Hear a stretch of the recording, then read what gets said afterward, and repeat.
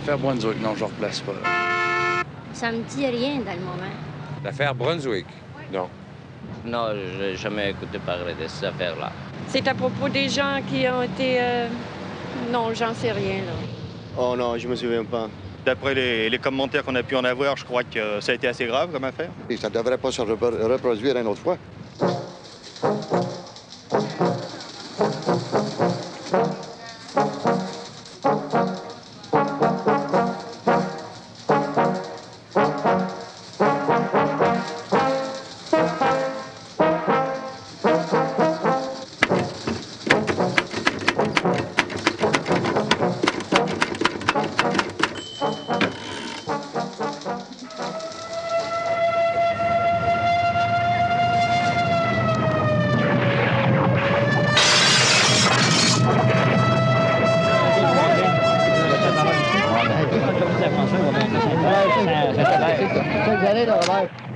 Ce 22 octobre-là, Mme Georgina Gaumont a fait une lessive tragique. Elle a utilisé en même temps 18 boîtes de 32 onces de détersive Zouk dans sa lessiveuse. Aujourd'hui, Mme Gaumont se souvient-elle de cette journée? Oui, je m'en souviens, mais c'est difficile. C'est difficile pour moi d'en parler. Ça m'a trop marqué, j'aime mieux pas en parler. 3 jours plus tard, le 25 octobre 1964, Théo Touchette achetait 47 gallons d'essence super chez André Gaspard. Le réservoir de sa voiture n'en contenait que 12. Hey! N'eût été la vigilance et la rapidité d'esprit du garagiste André Martin, l'incident aurait sûrement pris une tournure tragique. Je me souviens très bien de ce 25 octobre-là, mais c'est une journée que j'aimerais oublier, parce que c'est un mauvais souvenir pour moi. Comme Georgina Gaumont et Théo Touchette, toutes ces personnes ont également manifesté des comportements étranges à cette même époque. La plupart en sont restés profondément marqués et veulent tout oublier. Tous, sans exception, avaient regardé à cette époque un appareil de télévision de marque Brunswick. Cet appareil a toutes les caractéristiques d'un téléviseur ordinaire, mais un minuscule dispositif électronique, ingénieusement dissimulé, lui confère des pouvoirs inimaginables. 3760 avenue Pierre-Curie, appartement 6. C'est là que tout a vraiment commencé.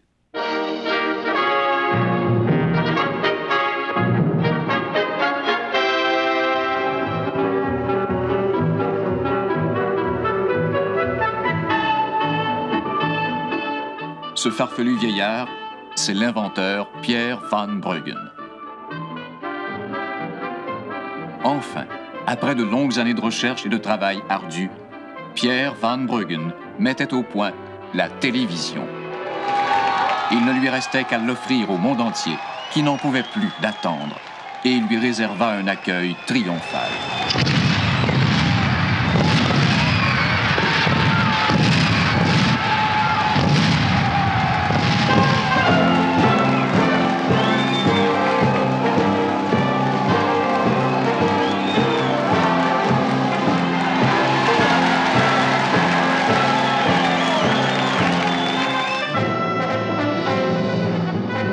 La conquête du monde fut sans obstacle et la multiplication des appareils presque miraculeuse.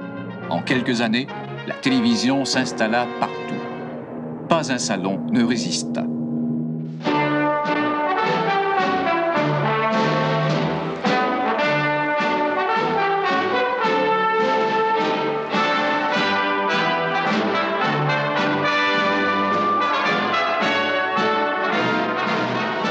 Moins de 15 ans plus tard, les statistiques sont révélatrices. 1,82 appareils par habitant. La télévision s'était vraiment infiltrée partout.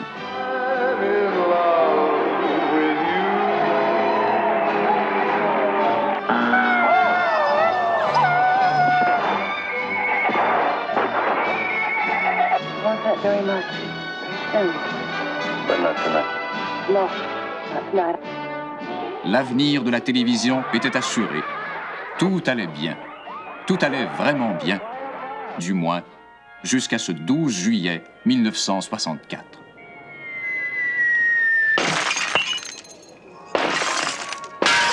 C'était le premier drame de l'affaire Brunswick. Marcel Gingras, concierge, a failli y laisser sa peau. Ma journée de travail était terminée. Je me souviens, comme c'était hier, j'étais justement ici. Puis là, il y a une bouteille d'huile qui est tombée après 2 pieds de moi. Personne d'autre qui a le bon un peu plus loin. Là, j'ai regardé en haut à l'escalateur. Là, il y a une vingtaine de bouteilles qui ont déboulé. Madame Lucille Gratton fut tenue responsable de cet incident. Les sacs qu'elle transportait ont cédé et les 22 bouteilles d'huile à salade de marque Dora se sont écrasées 2 étages plus bas. J'aurais pu me faire estropier et même me faire tuer. Depuis 20 ans, Antonius Zicard achète son journal chez Yvon et attend patiemment l'autobus à cet arrêt. Monsieur Zicard ne possède pas de voiture.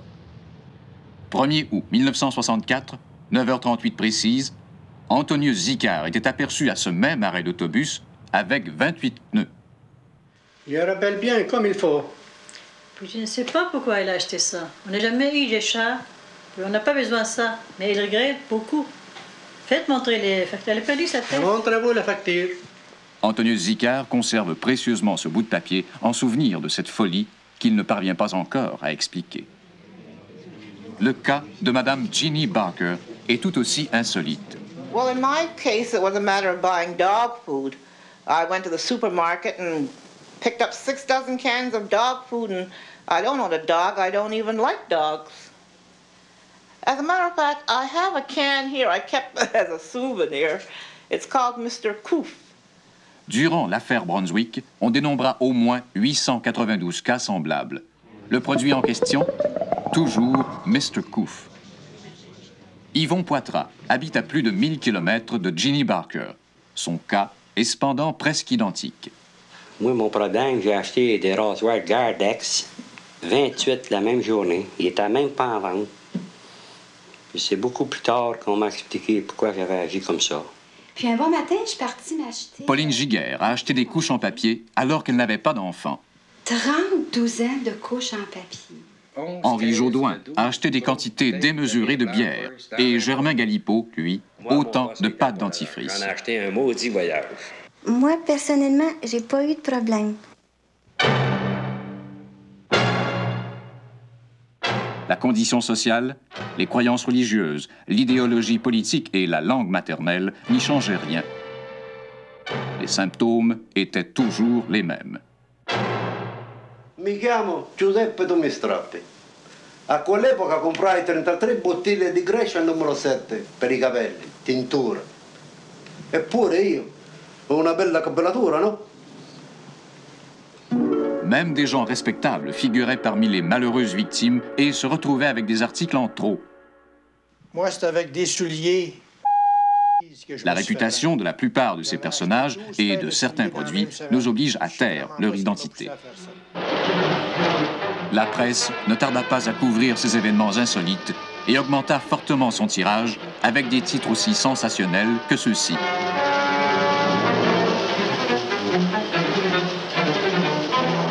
4 septembre 1964. C'est au Centre national d'expertise trologicale que certaines victimes types de l'étrange épidémie furent examinées. Après la description de leurs drames respectifs, les victimes durent se soumettre à des examens trologiques routiniers. C'est au docteur Louis-Philippe Cartier, du Centre de trologie, que fut confiée la direction de ces examens. Lorsque j'ai accepté, avec mes collègues, de diriger les analyses en laboratoire, je ne me doutais aucunement de la cause du comportement étrange de tous ces sujets. Ces analyses ont duré en tout un peu plus de 9 semaines. Les instruments les plus perfectionnés de l'époque furent mis à notre disposition, entre autres le tromètre RT-262. Les résultats furent unanimes.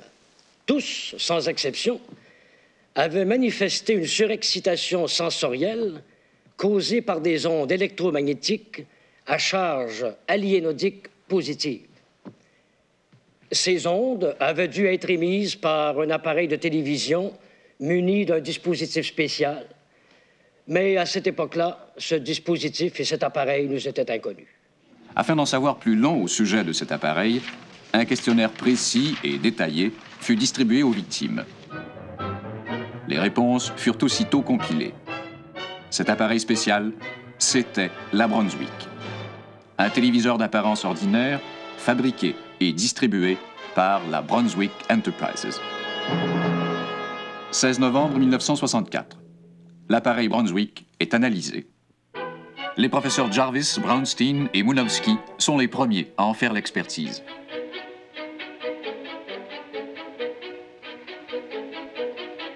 Après s'être mis d'accord sur les principes fondamentaux de l'électronique télévisée et avoir mené une étude détaillée et méthodique de l'appareil, les savants durent avouer leur échec. Ils furent aussitôt remplacés par les professeurs Cameron et Goldsmith du Centre international de communication électronique. À cause d'une légère divergence d'opinion sur un principe élémentaire d'algèbre, les professeurs Cameron et Goldsmith n'arrivèrent à aucun résultat important. Il ne restait désormais qu'un seul espoir parmi les scientistes compétents en ce domaine. Cet espoir, c'était le docteur Edwin C. Kwong, 2 fois prix Nobel. 27 novembre 1964. Le docteur Kwong commence à son tour l'analyse de la Brunswick. Là où ses confrères ont buté, il réussit. À sa grande satisfaction et à celle du monde entier, Edwin C. Kwong découvre ce minuscule dispositif, une merveille digne des grandes innovations de la cybernétique, un joyau de l'électronique.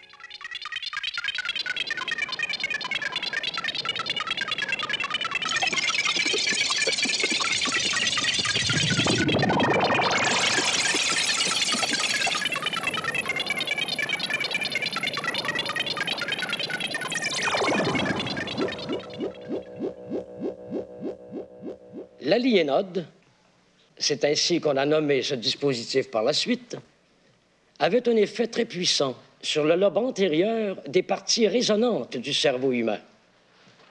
C'est exactement dans ce secteur que se situait son action. Prenons l'exemple d'un individu normal mis en présence d'un appareil de télévision muni d'un aliénode. Ici, nous voyons le cheminement des ondes électromagnétiques à charge aliénodique neutre. Chaque seconde, le téléspectateur est mis en présence de plusieurs centaines de ces ondes. Le seuil de la consommation de l'individu a toujours tendance à exagérer les besoins de ce dernier. Mais puisque la charge aliénodique est neutre, les parties résonantes du cerveau cancellent 90% des désirs du seuil de consommation. Voyons maintenant ce qui arrive lorsque la charge aliénodique est positive. À chaque seconde, une onde aliénodique positive est émise. Cette onde est formée de millions de particules microscopiques, les particules Kwong. Au contact du lobe antérieur du cerveau, ces particules causent un comportement inexplicable chez des individus parfaitement normaux. Ah, je passe au magasin une journée, j'ai déjà le monde. Je vois des belles montres, des... J'achète 15 montres. Je sais pas pourquoi, mais j'ai acheté 15 montres. La raison est simple.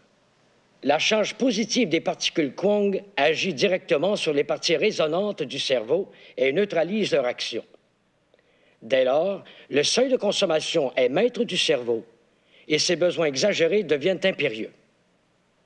L'effet des particules Kwong persiste durant au moins 27 heures. En peu de temps, le monde entier entendit parler des effets étranges causés par cet appareil. On savait tout de la Brunswick, on savait tout de l'aliénode et de ses effets, mais on ne savait encore rien des responsables de toute cette incroyable machination. 3 décembre 1964. Pour la première fois dans cette affaire, le nom de la Iconaki est mentionné. L'Iconaki... Les révélations anonymes d'un ancien messager de cette puissante multinationale ouvrent un nouveau volet sur l'enquête. Moi, il fallait que je passe les films de promotion. C'est ce qu'ils m'ont dit. Mais je les ai jamais vus, ces films-là. Je faisais rien que les passer. C'est au 13e étage de l'édifice Iconaki que se trouvaient les bureaux d'une entreprise affiliée, la ICU Promotions. Une discrète perquisition permit de mettre la main sur des dossiers fort compromettants, du moins pour des individus tels que W.H. Bradburg, président-directeur général de la Bradburg Fabrics. En 1964, La Bradburg Fabrics déclarait des profits de l'ordre de 953 %, un sommet jamais égalé auparavant. Son nom figurait sur les dossiers trouvés à la ICU Promotions. Paul F. Vickers, Samuel Johnson et Anthony Mayers sont les principaux actionnaires de la Multi Products International, fabriquant entre autres les produits Mr. Coof, Zouk et Dora. Comme W. H. Bradburg, on soupçonne ses dirigeants d'avoir utilisé les services de la ICU Promotions pour mousser les ventes et d'avoir suivi, eux aussi, le corridor menant à cette agence. « 24 décembre, veille de Noël. Des manifestations violentes éclatent dans plusieurs centres commerciaux. Les arrestations sont nombreuses, sans compter les centaines de blessés. Les particules Quang émises par l'aliénode avaient le même effet sur tous ceux qui regardaient la Brunswick. Dans le cas des personnes dont le niveau économique était suffisant, il n'y avait pas de problème. Mais qu'advenait-il dans le cas des personnes que l'on appelle la classe laborieuse? Il s'en est suivi ce que l'on pourrait s'imaginer.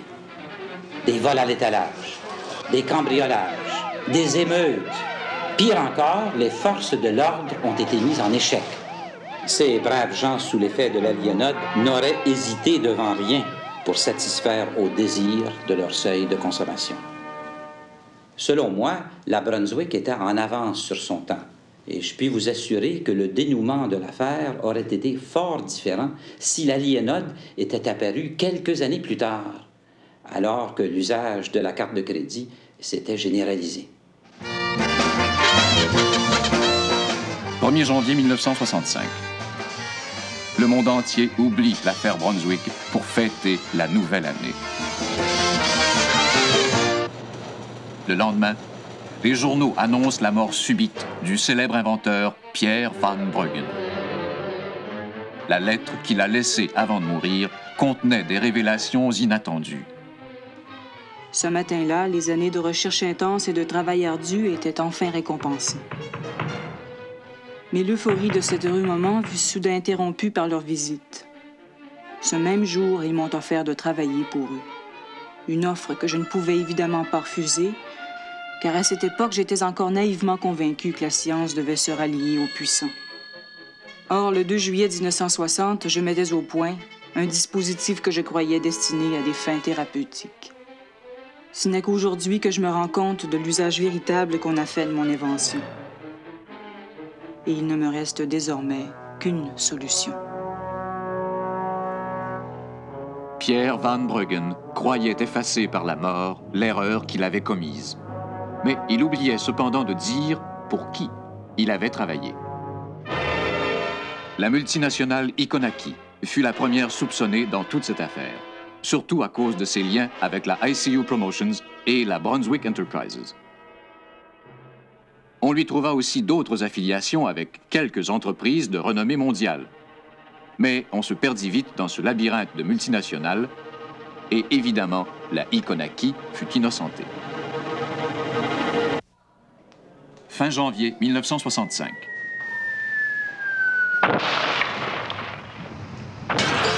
Une publicité tapageuse est montée par une association fanatique. C'est le délire. On assiste à de véritables holocaustes de Brunswick et même de téléviseurs normaux. Ces premiers jours de février 1965 furent les plus sombres de l'histoire de la télévision. Dès que j'ai appris cette histoire-là, j'ai cessé de regarder la télévision pour au moins un bon 10 jours, certainement. Non, je n'écoute plus la télévision depuis cette affaire-là. Je n'aime plus la télévision. Vaut mieux écouter les radios. Oui, on peut faire les radios. La cote d'écoute avait atteint son niveau le plus bas jamais enregistré. Pour la première fois depuis son invention, l'avenir de la télévision semblait compromis. 12 février. Le cabinet du gouvernement Spencer se réunit en assemblée spéciale pour trouver une solution à cette crise et on décréta aussitôt des mesures d'urgence. 16 février. Le 37e régiment de la Garde nationale était mobilisé.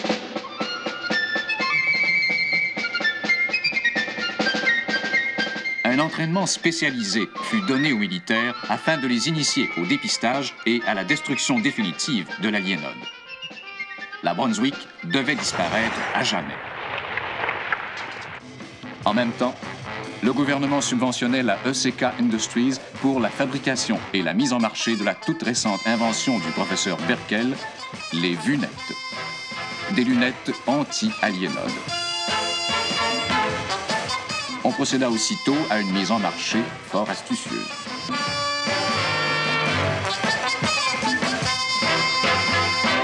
Disponible à tous ces bons magasins. Mars 1965. La cote d'écoute réussit mal à remonter la pente. Une vaste campagne de publicité est orchestrée afin de rassurer la population. Bonjour, ici Bernie Bellil. Croyez-moi, l'affaire Brunswick est bel et bien réglée. Bonjour, ici Jean-Luc de Boissy. Dans la vie, vous savez, il y a des moments difficiles à passer. L'affaire Brunswick fut un de ceux-là. Mais heureusement pour nous tous, il y a encore de bons moments à venir.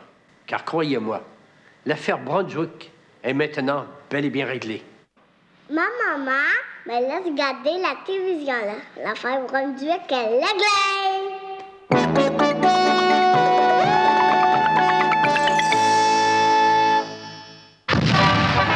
1er avril 1965. Cette date marque officiellement la fin de l'affaire Brunswick. Mesdames et messieurs, chers amis de la télévision, c'est aujourd'hui une date mémorable. C'est la fin de la Brunswick et de tout ce qu'elle représente. La sollicitation électronique abusive, l'incitation à la surcommunication, à la surconsommation, dis-je, la dépersonnalisation, mesdames et messieurs, sans oublier les dommages irrémédiables à de jeunes et frêles cerveaux d'enfants. Aujourd'hui, la Brunswick fait partie du passé. La télévision est à nouveau aussi saine qu'au jour de son avènement. Je me fais le porte-parole des divers gouvernements et surtout de celui de toutes les honnêtes entreprises qui sont à la base de notre société pour vous assurer qu'un complot aussi machiavélique que l'affaire Brunswick ne se reproduise plus désormais. Je peux et je veux vous assurer qu'à l'avenir, nos enfants pourront sainement regarder cette merveille de la communication qu'est la télévision. Et je vous remercie.